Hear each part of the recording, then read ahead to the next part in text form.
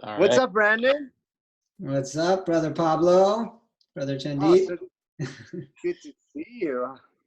Yeah, looks bright and beautiful there in Costa Rica. Jealous. Yeah, it's raining. It's raining, but it's Oh, nice. good. It's a See the green. nice rain.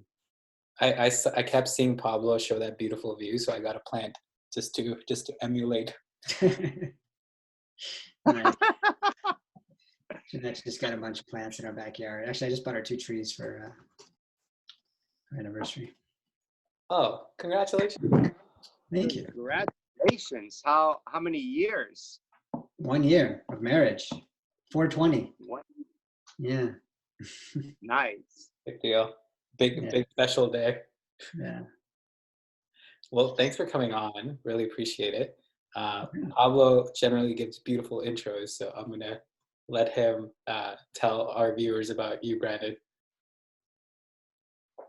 Yes, Brandon, thank you so much for being part of this wonderful project, and this show, this conversation. Known Brandon for I believe a little over 5 years now, maybe more, Yeah. and Many lifetimes. it's been a long time, man. I mean, you're a brother, you're a friend, founder of many wonderful endeavors, and One Heart Journey, Miami Made, to name a few, and a very intelligent, wise, and gentle, open-hearted brother. Welcome. So happy to have you on. So glad to be here. I mean, both. Excited. Thank you, Brandon. It would be. And a little nervous knowing Pablo's here. I don't know what he's going to throw at me.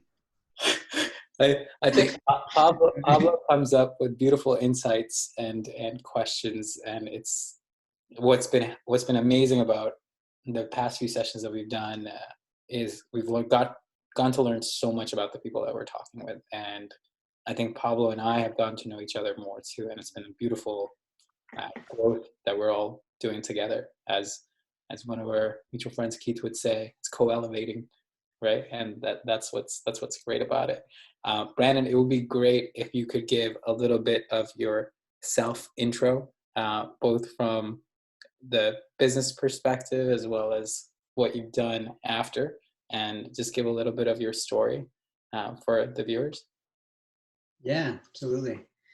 So I guess business-wise, I mean, most of my career I was a tech entrepreneur, mainly in New York. I built a couple companies there, one which exited, one which is still going, and generally got burnt out with that life, and had some success in building companies, and just looked around and was missing a lot of the fulfillment that I expected to come with that. I was also married at the time, and just, had kind of looked around and said, I've kind of created everything that I thought I was supposed to create. I had the apartment in a nice condo in New York, the wife, the startups, some financial success, and really, still felt lost and didn't feel what I was expecting to feel. And at that time, I eventually got fired from my startup. It was doing extremely well, but I refused to raise more money for it. And eventually the investors came along and said, we're going to find someone that will raise the money. And it was a nice kick in the pants. And around the same time, I ended up ending my relationship and traveling quite a bit to Southeast Asia, and just really started my personal journey. And for the first time in my life, after working many years, many hours, took some time to myself and started learning who I am and what I wanted in life. And eventually that led me to write a story about my life that I posted on my 40th birthday called Lost on Purpose, and told this story of, being from being a founder to my journey, and to the joy and the fulfillment I had found along that path.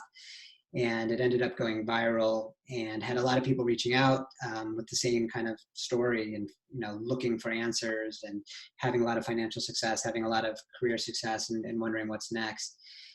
And from that, really just became very interested in helping others make that transition. And that's really how One Heart got birthed, along with my best friend, Barry.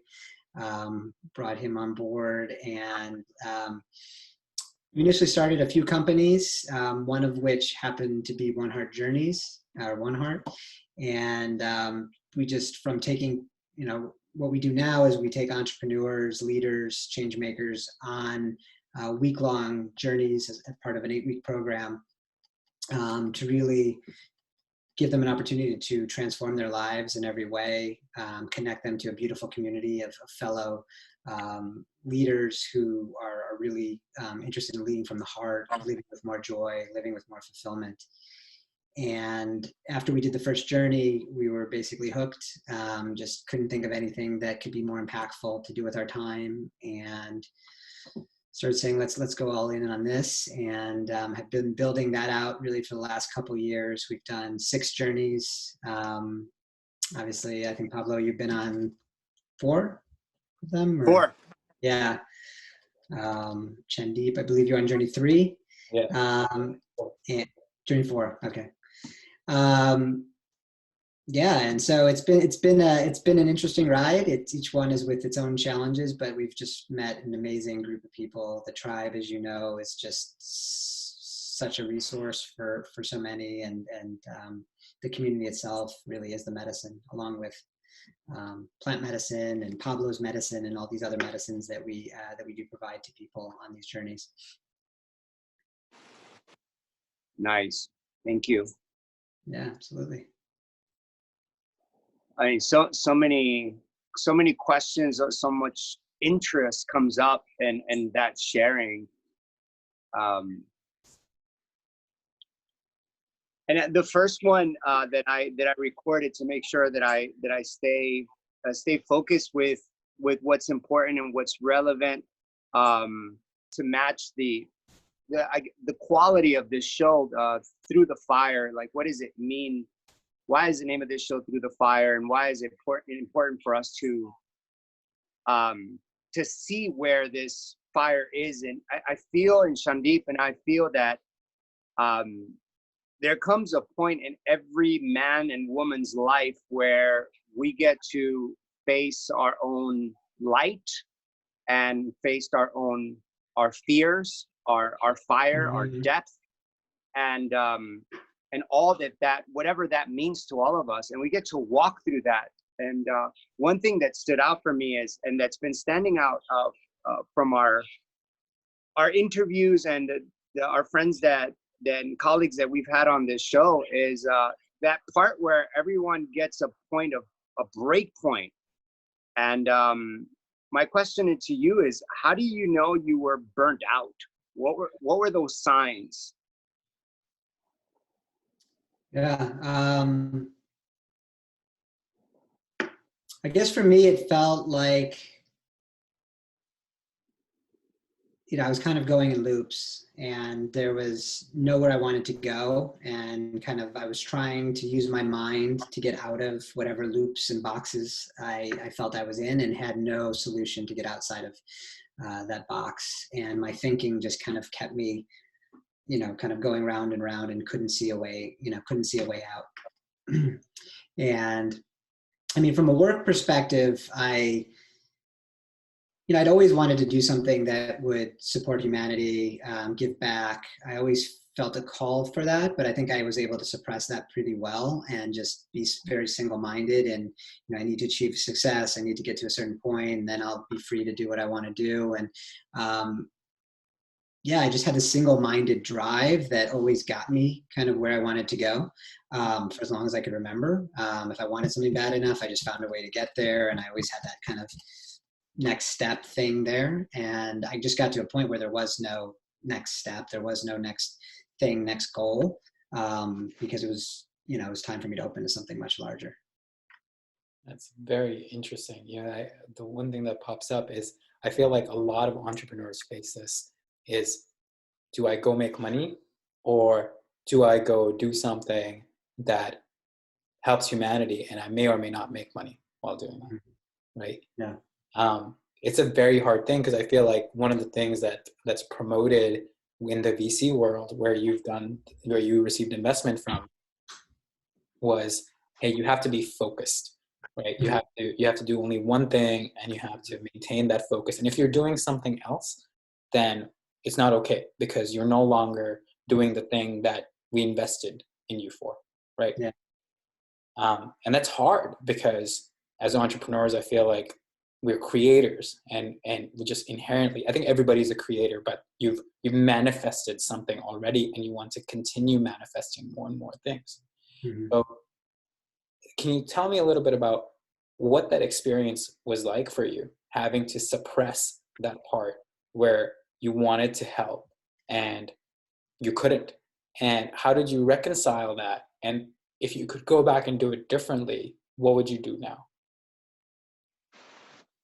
Yeah. I guess I have two answers. I mean, my first thought was that I was really just good at suppressing it. I was really good at holding on to a goal that I wanted to achieve and focusing a lot on that. And then the second thought I had is there were a lot of things I did on the side. I was a big brother.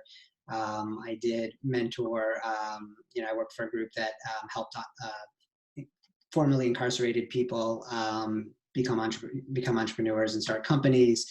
And some other things like that. So, I tried to do that on the side, but it's, your time commitments based on, when you're an entrepreneur, you're spending, 60, 80 hours a week on your business, and, spending, a couple hours here and there, didn't have the same satisfaction, and, was on top of, the burnout and the, that you were already feeling. So, I mean, there was some level of balance in that way, I suppose. But I think generally I was just really good at, kind of tricking myself for a while, as I think many of us are, in, staying focused until I wasn't, and then there was no way back. What would you do differently now if you were back in that position, having gone through what you've gone through? I don't really believe in doing things differently, because it all got me here, and I don't know how I would have gotten here without every step of it. I guess if I'm advising other people, I do believe that do what you want to be doing as quick as you can, and trying to take these paths, and I coach some people on our journeys, or I talk with them on our journeys, and it's a lot of us talk ourselves into the same thing. It's like, oh yeah, I just got to get this business here, and then I'm going to do this, and then I'm going to do that, and there's always a next thing, and there's always something that draws us back in. And if you really spent all your time and energy, and the energy I had for these businesses that didn't matter, and the amount of time I put in, and I built great teams of people. And I mean, if I could have put that behind, had my energy back from my 20s and put that into One Heart right now, that'd be amazing. But for me, I had to learn all of that to do One Heart. What would you say is that driving force? Because there's that moment of realization when you say, okay, I'm burnt out, I'm going in a loop, there is no next for me in this endeavor. And then you break out of that loop. Then how do you get to that point? Because I feel this is that pivotal, like, most valuable point in one's journey, where once it's very important to realize where one is at, and see firsthand and feel, am I here wholeheartedly, body, mind, and spirit? And then we get to analyze and logic and reason with it until we break free to the other side. And then we're like spit out in this unknown, mysterious place, where all of a sudden it's like, what happens to the person that you used to be? What happens to the drive?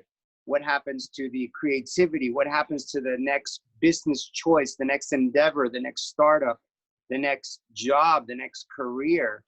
And then how did you get to that point where you're owned in on all these different possibilities, and you said, I'm going to create this, and this feels like it's from the heart? Mm-hmm. Great question. That's a good question.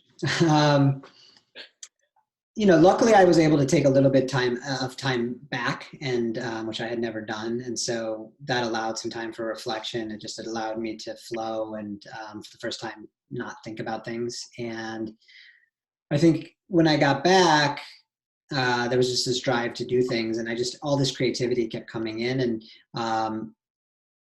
unfortunately or fortunately, it wasn't the one thing, but it was just all these things. And like, the creativity was like all over the place. And it took some time to really wade through that. As I mentioned, we ended up starting 3 businesses. We spun a couple of them off. But it was like, I want to do this and I want to do that. And I've been cooped up for so long, and now there's all these things I can do and I want to do. And I was trying to figure out ways to do them all. And I think the path more recently is just, how do we, simplify and align. I feel like my journey is just, and probably most journeys is one of alignment. And, there's this constant, it's interesting with One Heart, because I'm going on a journey every few months, and it feels like, I get, after every journey, I get kind of spat out with all this energy, and things go all over the place. And then there's all these things happening and people wanting to do things. And then that gets, kind of stressful, and there's too much happening. And then we're like chopping it down to the point where, like, okay, everything's smooth, and I actually can sit and watch Netflix for a little bit on the couch with my wife, and then the next journey. And so Right. it's a process of alignment, I think. And just, I'm getting better and better at aligning and seeing what's in alignment. And obviously there's tools that can help us with that as well.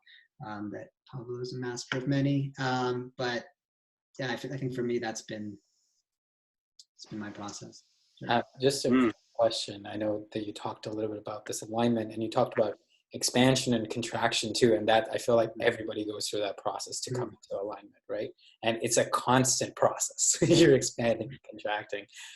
There's many people who are in in the same position that you were at that point, that are trying to do all these different things, that have businesses and that are trying to align themselves. Without the tools that Pablo has at his disposal, that he's cultivated over many, many years of practice, of daily practices, and others have too, what could you offer them that they could bring their lives into alignment? I mean, I guess it starts with finding time, and I don't, whether that's being able to actually step away from work or travel for a bit, or it's just a meditation practice, consistent meditation practice and quiet time. But it's almost impossible to do until you find some time away from the daily cycles that your mind's in. So I think it starts and ends there. And then there's tools. For me, plant medicine and ayahuasca was the biggest tool that I had on my journey, and that's why I've dedicated my life to it. And these experiences, I think for a lot of type A's,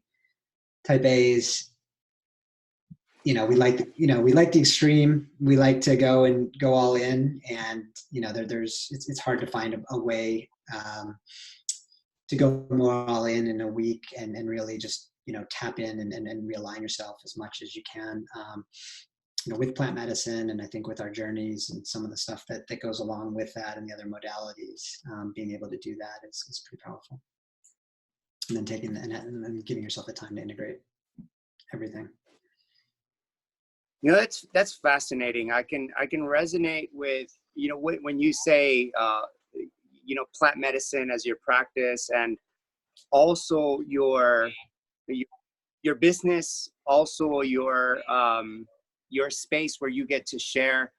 So I can definitely resonate, because for me, it's like the lines are blurred as to, okay, teaching yoga trainings and mindfulness and breath work and hanging out with these friends as I'm sharing and practicing. It's like, am I working? Am I the founder? Am I the practitioner? It's like, I'm all of it. And how cool is it that you get to create an experience, a 7-day journey, a retreat to sit with plant medicine, and you get to be the host, you get to be the participant, and you get to be the guest at your own journey, right? Yeah. Which is it's something to commend you for and celebrate, just because I feel this is the optimal expression of living in one's truth and passion. When you can, it's like, I wonder if the founder of McDonald's eats his own shit, right? And be like, wow, this is amazing. Or is he, is Warren he or Buffett she is intelligent to be like, this is garbage, right? And that's like the nectar of living in, leading from heart, and being a business owner from heart and a participant. Can you speak to that? Yeah, absolutely. Yeah, and I think that's key to alignment.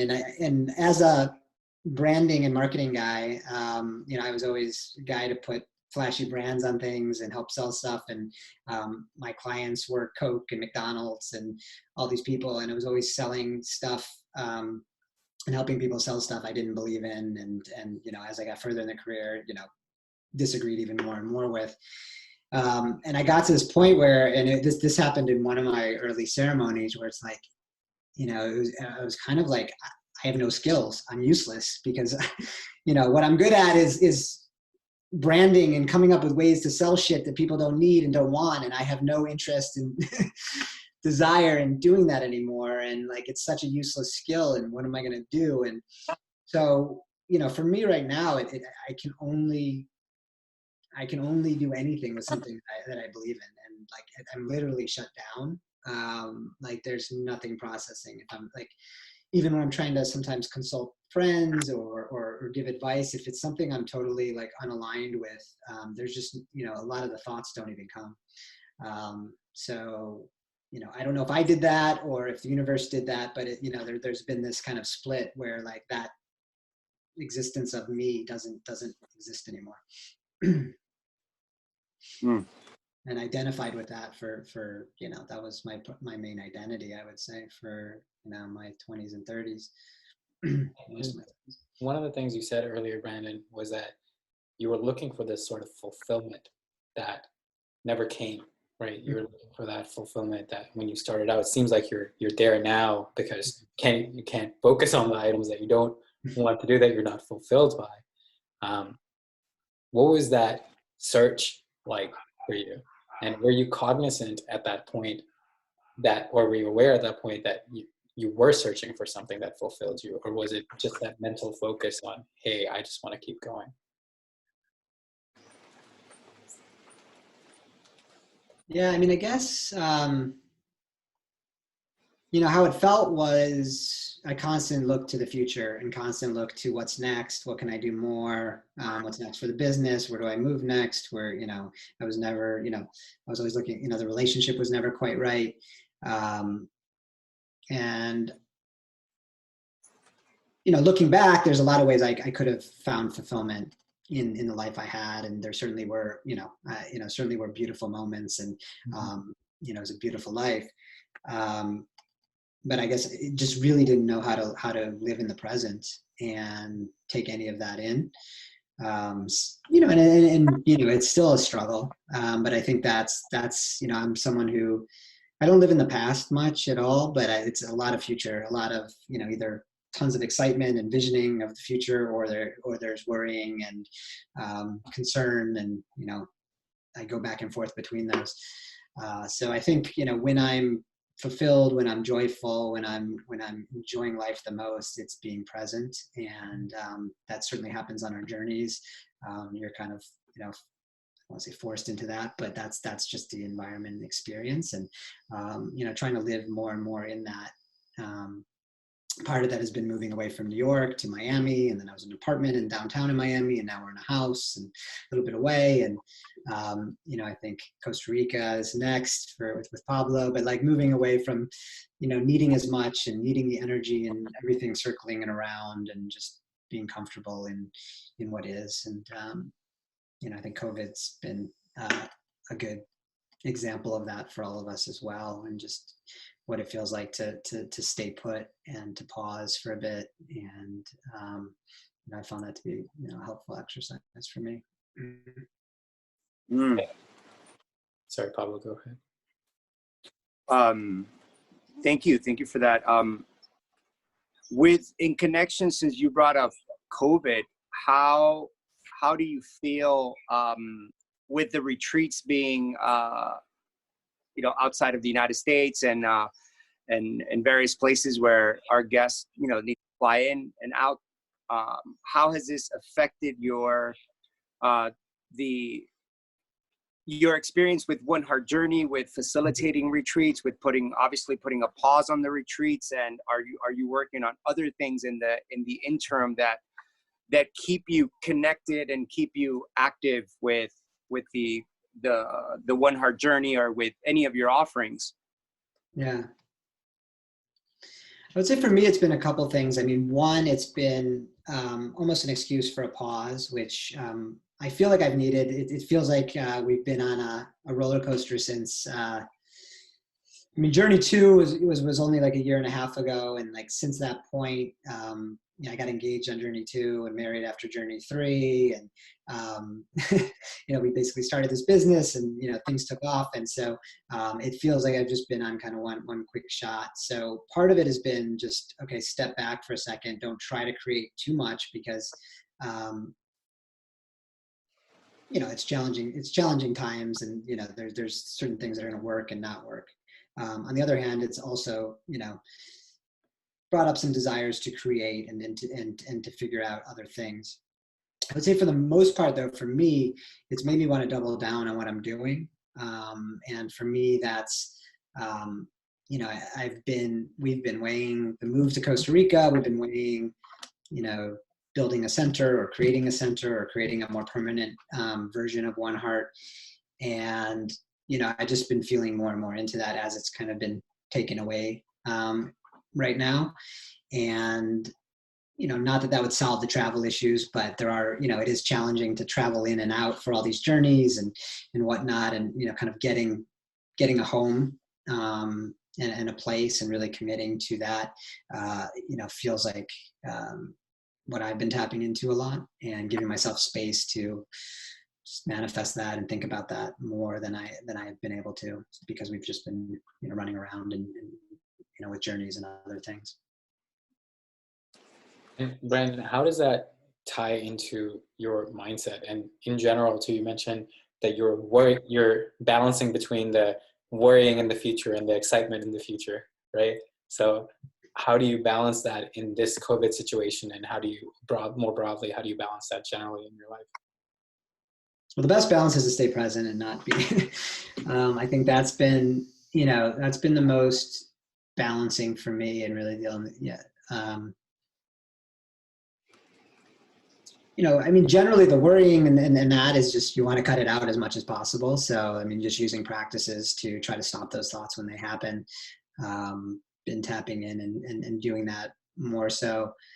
It's also the alignment. So a lot of times when that happens, it's just signs of being out of alignment, and just what can be corrected and what can be shifted. And then, I think the excitement piece is always going to be something for me. I get, very excited by things. I can go I can go extremely fast and create a lot when I'm in those modes. And so, learning to leverage that. One of the things that I'm just committed to, actually I did a ceremony this week, and committed to, really scheduling my creative time a lot better. Feel like I've operated at a fraction of my creative potential for much of my life, and just kind of in these bursts of creativity. And, I really want to give myself space, even if nothing comes up,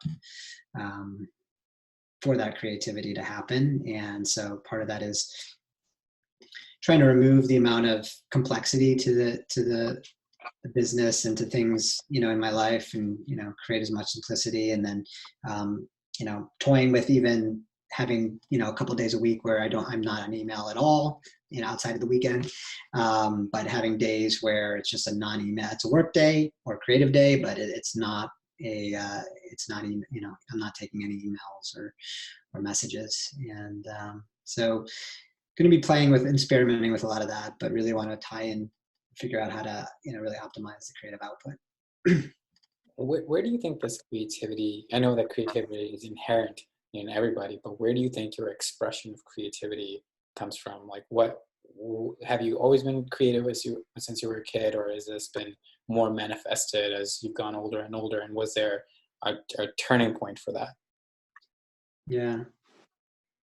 I've always been very creative. I've never I could never do anything conventionally. It was always, if, you know, if there was a dance competition, I had I choreographed, a dance, or I like created some, art project for school. I'd always had to, a lot of that drive actually was from trying to be the best at everything. And that's something I wouldn't say I've eliminated, but I've curbed quite a bit. But there was always this, whatever I was doing, and when it came to these creative things, I wanted I wanted it to be the best and coolest thing. In my creativity often was, and is, I don't know, I often say I'm like an artist without an art. I'm very, very creative, but I often need other people. Probably why I ran a creative agency. But I've always needed like the other people. Can you draw this? I can copyright and write. But a lot of the art forms I want to get to, trying to drum and take up music, but none of that's come easy. I guess what comes easy is been the ideas and seeing the big visions and seeing all these things happening, and then trying to find ways to get that outlet out of me. So when you've tried to manifest this beautiful creativity, you've said that it hasn't come easy, right? How do you do it then? What do you, not in terms of the functional steps, but what do you feel like it's within you to take that next step? And really, what Pablo and I always talk about, and we've talked about previous guests, what was that moment they're like, oh, I want to do this, and how do you find that within yourself to walk through that? So what do you feel like with you that is? I think that's one of the things I want to work on in this next stage of my life, as far as creating this process and space for creativity. I think to date, it's been a lot of, almost all or nothing. It's like, I have a creative inspiration, and when it's there, there's nothing, I can't do anything else. And I'm just, and it all kind of comes. And that often comes over shorter periods of time and just kind of crazy output during those times. And then, and then I'm kind of searching for the next thing that stimulates me at that high of a level.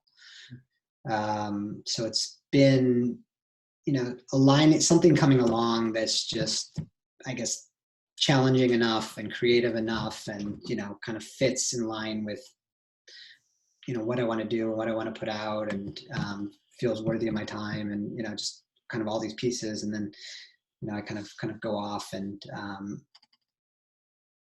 paint, or whatever my version of that is, and then kind of gets a bit stuck sometimes, until kind of that inspiration hits again. One of the things, three things stick out for me, and you're sharing as one is alignment, time, alignment, and creativity. And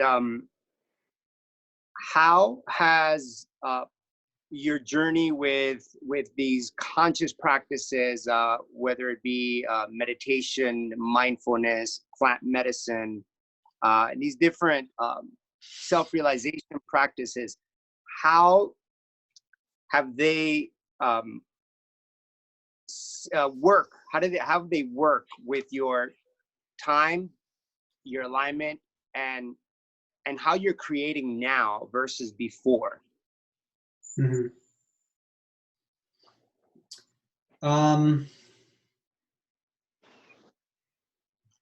Yeah, I mean, I think the main thing these practices do is is a lot of like stripping through your fears, identifying your limiting beliefs, and really kind of getting to that truth. So being more connected to that truth and that alignment, makes it easier to create. And, and at this point, I'm pretty much unable to create if it's not in full alignment. And so, that's, been a major part of, the process there. From a time standpoint, I feel like time is still a concept I'm battling. And it's another kind of realization that I've had recently, is I really want to end that battle with time, and feeling like, feeling like there's never enough time, and there's all these things I want to do, and then you end up doing, there's so many things I want to do that I end up not doing, many of them because I'm overwhelmed by the amount of things I want to do. So it's really kind of stripping that down and jumping into the present and utilizing the time that is, the only time that is, which is now, in a way that's aligned and, feels right. Yeah. How do you know when you speak about alignment, just because our subscribers, the people watching these videos and listening, for the three of us here, we have a concept and we have perhaps some tools that we can access when we hear the word alignment. But just to simplify it and make it accessible, how do you know when you're in a project, whether you're creating it or you're executing, or maybe it's a meeting with a potential investor, a potential partner, or a potential collaborator? How do you know when you may be aligned, but how do you know if the entire process is aligned, and how do you know when it isn't? What are those telltale signs? Well, the scientific term I would use is like that icky feeling. Yeah, exactly. I mean, it's just really, I think it's simple as that a lot of times. It's, and there's a lot of ways that we go around it, or we create stories in our mind, but at the end of the day, that feeling is still there. For me, it's, in my heart, and I'll wake up with it oftentimes if it's there. And so it's, if I'm feeling that, there's a reason. And I think because, I'm very strategic and analytic as well, I was always able to, you're always able to create a story. And I think you can always create stories that give you a reason to do something, that sound really good, that maybe sound super integrous. And, but, it really comes down to that intuition, that kind of icky feeling. And if you're feeling that, for me, I feel like it's gotten much more sensitive. Like I never used to feel that in the morning, or, it's something that I just can't, basically live with. So, and that's not to say that I don't make, I make decisions where that comes up, and then it's like, about adjusting and correcting, because it's not really, it's not an option to kind of continue, with that, because I know where that leads.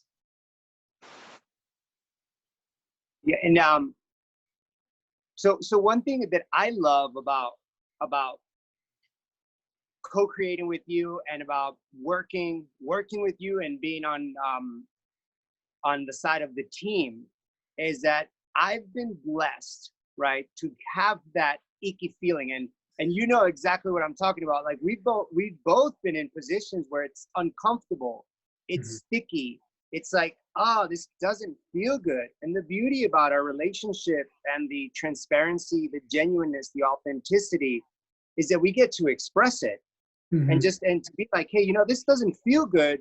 I feel this way, feels uncomfortable, I don't like it. And I'll be like, I don't feel good either. Okay, let's park that and let's come back to it and let's talk about it again. And we always come to that place, this place of love and brotherhood. And I love this about you, about Barry, and about the relationship that we have as friends, and as individuals that work together to bring a service, to bring something bigger than us. And I commend you for that, because I get to see where situations may be icky, and sometimes people are afraid to address that, and we hide sometimes behind the smile, and then the thing just stays there, and we move on, and it never gets addressed, and then we could be missing out on something that's so much greater, right? Yeah.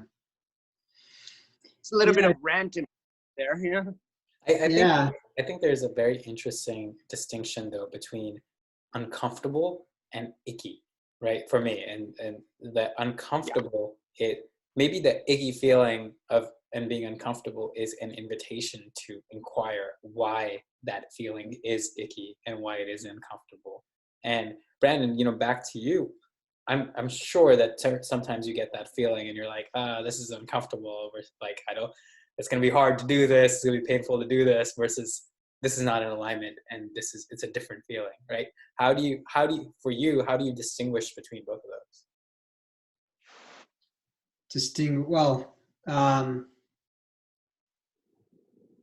Not sure if I distinguish. I mean, it sounded like what you're asking. I mean, I think it's about overcoming the uncomfortableness to get rid of the icky feeling is how I view it. I've always been pretty direct. I mean, I was in New York and built my career there for 15 years. And even though I wasn't born there, when I moved there, people were like, that makes sense. And so, I feel like, I like that style of being very direct. I think in some ways it's got, I've had the desire to do that even more through this process. And then I've also, because I've tapped more into the sensitivity and heart, it sometimes is more difficult as well. I think ultimately, I know that the icky feeling is not going away, and that, the relationships and what we manifest is not going to be what we want to be manifesting, if we're not aligned in that way. So for me, it's, I think I've shortened the cycle. It's, when you know that feeling comes up, it's something that has to be addressed, and you try to do it with sensitivity, but I think it's always something that you want to be, and you want the people around you that you can be transparent with, that understand your perspective, that hopefully know you well enough to know where you're coming from and know where your heart is. I think the beauty of something that you've been able to build as a creator, and I know that I've gone through this, and I know Pablo's probably gone through this, knowing Pablo. It's, you surround yourself with people that are uplifting, that are integral, that are important, and that really will look at you from their hearts and be genuine and authentic. When you were building your companies, and you've always been direct, it sounds like. So when you were building that company, what was different about the people around you? Or was there anything, or do you feel like it's all the same now as it was before? And was there ever a time in your life where you feel like the people that you surrounded yourself, you were more conscious of that, shifting that more, and how has that been for you? Yeah. I would say, I've always had a very strong bullshit detector, and I just never, I never was able to really deal with, people that weren't straightforward, that, weren't integrous. And so I've been fortunate, I think, in that way in my life, both with friends and family, and with, even in my company, the people that worked for us, we were like top 3 place to work in New York, and they were just amazing people. I think the people are slightly different in that they were New York, get it done type people, but great people as well. I think, the struggle as I've moved more in this realm is, is balancing that sense of time and immediacy, and, getting things done is not quite the same. And so, like, kind of floating through, how do you balance that, getting it done, doing what you say, with also this kind of flow and creativity, and letting things happen and be. And so I think that's been, one of my bigger challenges in kind of adjusting. Part of me is like, if I just take my team from New York, and like how much stuff we can get done. But then also understanding that obviously there's a lot more heart and a lot more other considerations that go into what we're creating now. And I find that very interesting compared to what you said earlier, when you're like, this is my impulse to paint, right? This is my impulse to create that art, where now you're like, I want to be more in flow, but I have this impulse to create. Where do you think that impulse came from, and how do you find balance between that impulse that has always existed within you? And I know that you said that you're working on this, but what has your process been like as you're going through the fire of balancing these two? What has been your process of balancing that impulse with being in flow? And it's maybe that is part of the flow. Yeah, that's the story of my life, and I love the topic of surrender. I talk about it in all of our journeys, and it's a constant, constant. I don't want to say the word battle, but it's a constant challenge and opportunity. And I just heard a bunch of stuff this week about being a bridge, and it's actually been the superpower. When we talk about our superpowers, it's always been what I've talked about, and I think that's very much what I'm starting to come into. Is I have a lot of these polarities. I'm very creative and very analytical. I'm very spiritual and very grounded. And so, I think weaving through that, and finding comfort in that and those adjustments is kind of the journey. And I've been playing with that for last couple of years, and probably will be for the rest of my life.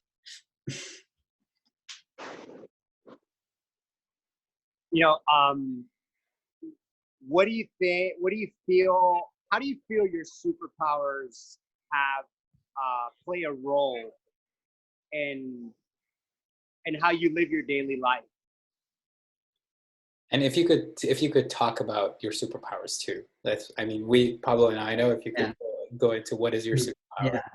Well, the main one I bring up is that I'm a bridge. I feel like that's how I got into this work. I wrote this article, and truthfully, I got the call to write this article in an ayahuasca ceremony. That was the only message I got for the whole ceremony. It started writing it basically in the ceremony.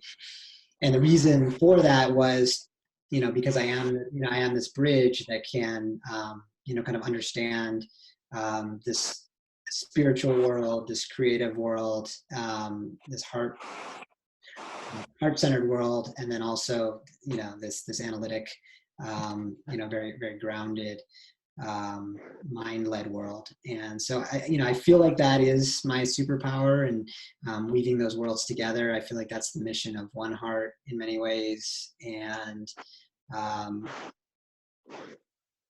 I think I've been blessed with a lot of talents and skills that I think can support that.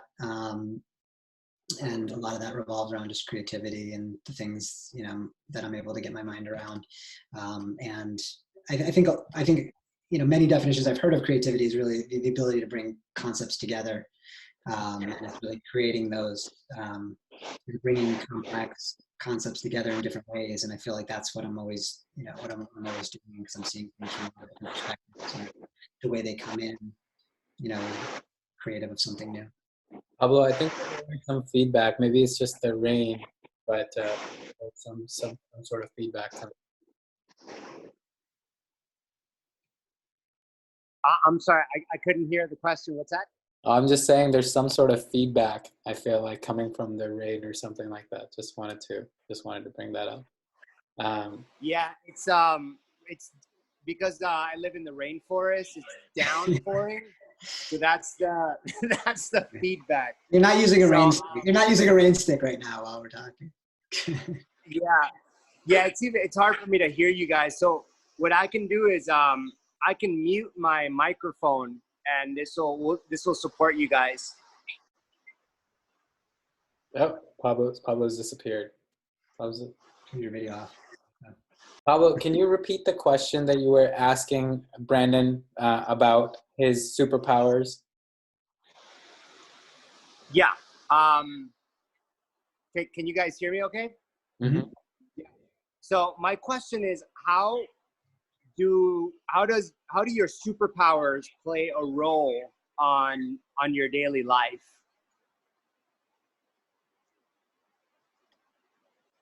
Mm.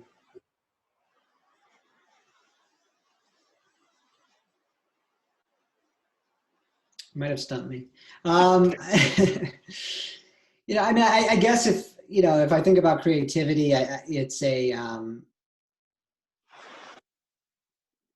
I guess I feel like my daily life is a bit of, as I mentioned, balancing that creativity and trying to create space for that creativity to happen.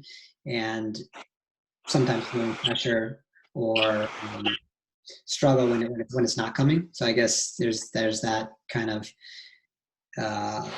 interaction with just feeling like there's all this stuff wanting to come out of me and stuff I can create, and wanting to create that.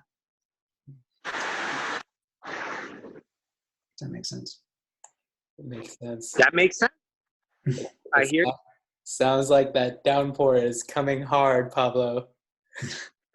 Yeah, I'm gonna mute my microphone, and you guys can. I mean, we have 7 minutes on this call, more or less. So I'm gonna mute it, and you guys can keep going as it softens up here a little bit. All right, thanks, Brandon. I think you've you're leading so many initiatives on a daily basis. There's a lot of people out there looking for that mentor and that leadership, and there's like one of my favorite things that I've read is, when you're ready, your guru will show up, right? And then that's always been something that I felt personally was always there when I was like, oh, I feel like I need a community. Next day I know Salman emails me and Tim emails me and Barry calls me, and I'm like, whoa, like how did this just happen, right? And it didn't happen for the 6 months before when I was just like, come on, this would be nice. It happened when I was like, I really need some support. And I feel like that has shown up, but in a position such as yourself, where in a way you're not in a way, but you're leading the leaders, right? Mm-hmm. How do you think about yourself in that role?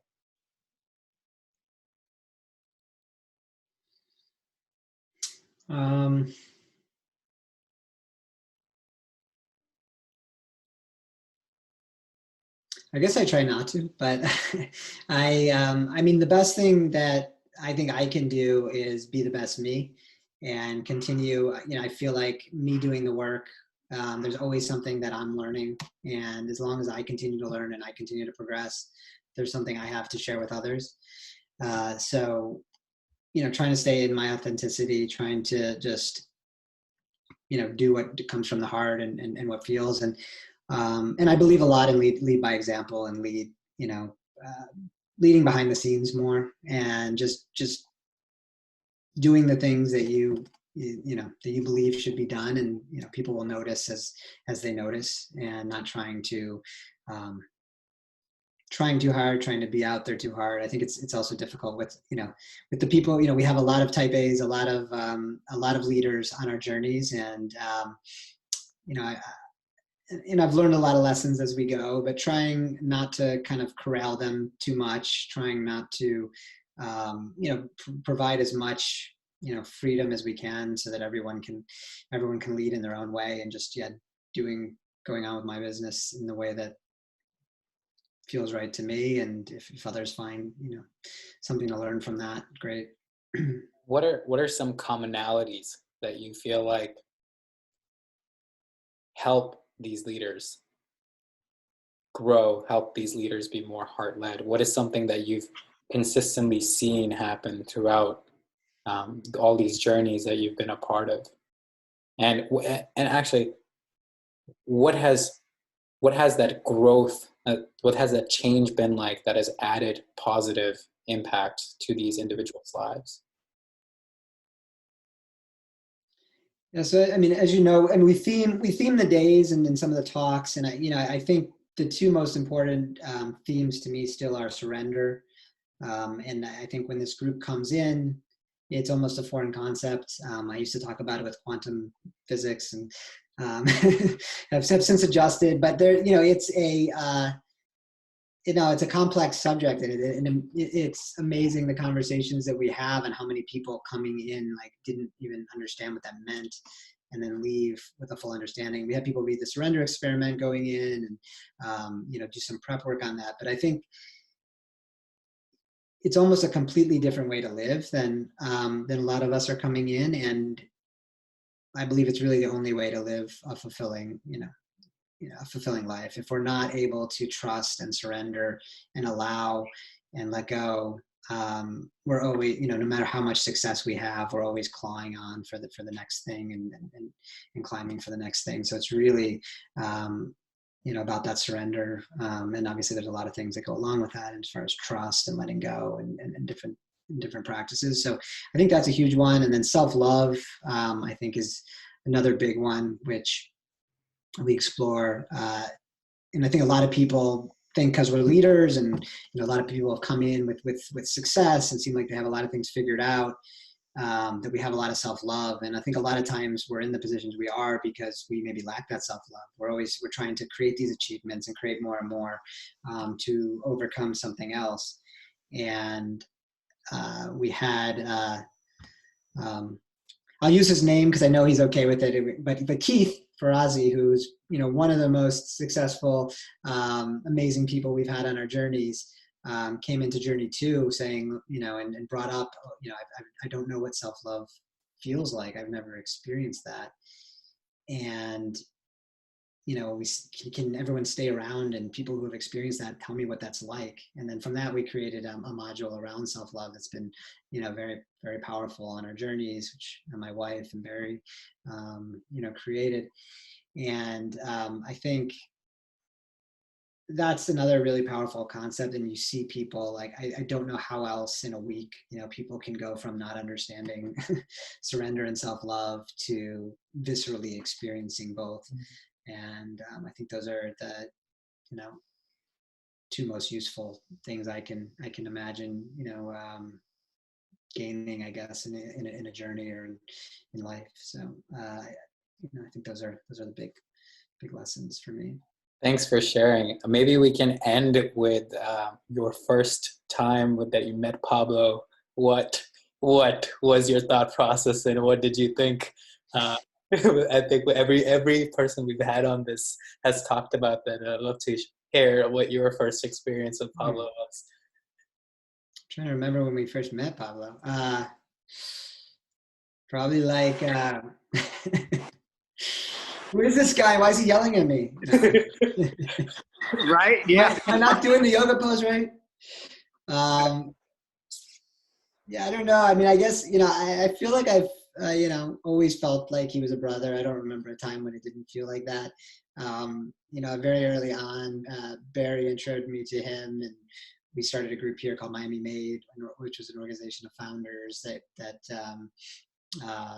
they really didn't have in Miami when we moved here. And Pablo was with us from day one there and led like our connection ceremonies and meditations. And, it's just like, he's a great guy. This is a brother. And we've found ways to connect and partner since then. And Thanks so much, Brandon. Thank you for all your beautiful sharing. That was amazing. Thank you. Yeah, thank you both. This was awesome. Appreciate it.